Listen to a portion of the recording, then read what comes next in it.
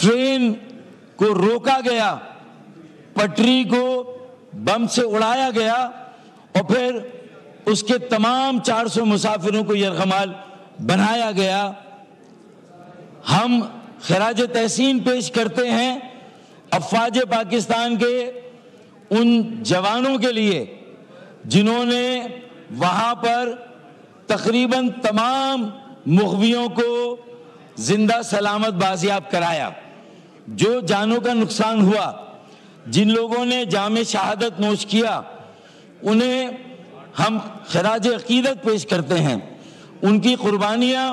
اسی صورت میں رائگاں ہونے سے محفوظ ہوگی اگر ہم ایڈہاکزم اسٹیٹس کو اور فائر فائٹنگ کی جگہ مستقل بنیادوں پر جو ہمارے سیاسی نظام میں, انتظامی ڈھانچے میں کمی بیشی ہے اس کو دور کریں. صرف مذمت کرنا اور اچانک ہمارے سامنے ایسے سانحے کا ہو جانا اور پھر اس وقت دہشت گردوں کی سرکوبی کرنا, میں سمجھتا ہوں کہ اب ہماری آنکھیں پوری طرح سے کھل جانی چاہیے. ہمیں prevention is better than cure, ہمیں وہ احتیاطی تدابیر اختیار کرنی ہوگی. مرض اگر بڑھتے بڑھتے ایک موذی مرض بن جائے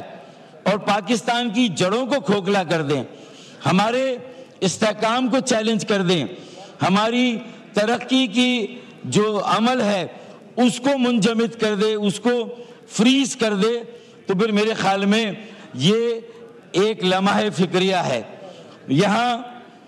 میں بھی پریزیڈنٹ کے خطاب کے جواب میں بہت ساری باتیں کر سکتا تھا. جو صوبہ سندھ کا ایک خاص المیہ ہے, وہاں پر جیسا کہ اپوزیشن کے ایک نمائندے نے بھی بات کی اور جو کراچی کی حالت زار ہے اس کا ذکر کیا, میں بھی بہت تفصیل سے اس میں جا سکتا ہوں, لیکن میں سمجھتا ہوں کہ اس وقت جو سب سے بڑا چیلنج ہے ہماری قومی یکجہتی کو, ہماری قومی سلامتی کو, اس میں اگر ہم نے یہ اپنے پولرائزڈ موقف اور نقطۂ نظر کا اظہار کیا تو میرے خیال میں پھر پانی اور زیادہ سر سے اونچا ہو جائے گا, اور زیادہ مشکل ہوگا کہ ہم دہشت گردی کا مقابلہ کر سکیں. یہ بات درست ہے, ہر سیاسی جماعت یہ بات کہہ رہی ہے کہ دہشت گردی خواہ کسی شکل میں ہو, خواہ وہ علاقائی کسی نام نہاد آزادی کی تحریک کی شکل میں ہو, دہشت گردی کسی مذہبی انٹرپریٹیشن, توجیہ یا توضیح کے زمرے میں ہو, یا اسے مذہب کا نام دیا جائے, یا وہ دہشت گردی کسی فرقہ وارانہ جو ہم آہنگی اس کو پارا کرنے کے لیے ہو, دہشت گردی کسی بھی شکل میں ہو اس کی مذمت ہمیں اکراس دی بورڈ کرنی چاہیے.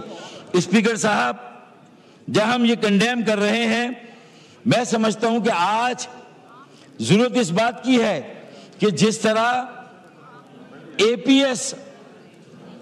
آرمی پبلک اسکول پر حملہ ہوا تھا پشاور میں, اور اس وقت پوری قوم کو یکجا کرنے کے لیے, پوری قوم کو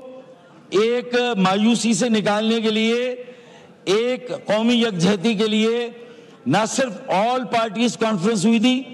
جو نمائندہ جماعتیں تھیں اس وقت پارلیمان میں انہیں بھی دعوت دی گئی وزیر اعظم کی طرف سے, اور ہمارے جو عسکری ادارے ہیں, قانون نافذ کرنے والے ادارے ہیں,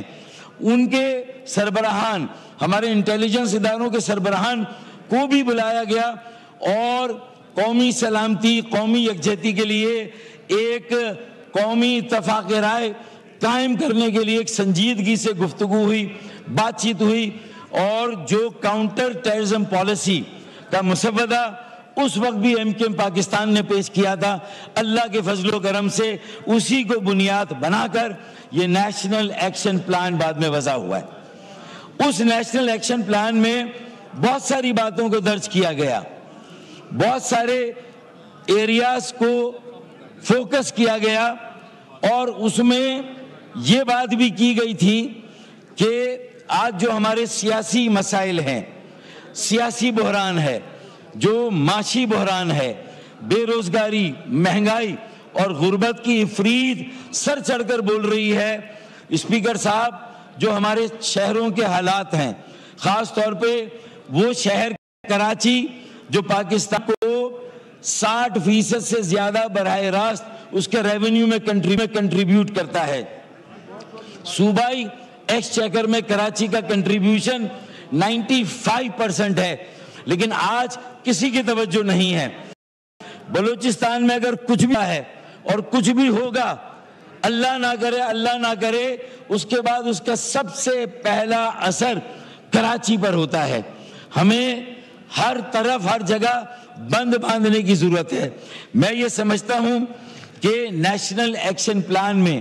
جو ایک اہم بات کی گئی تھی وہ یہ بھی تھی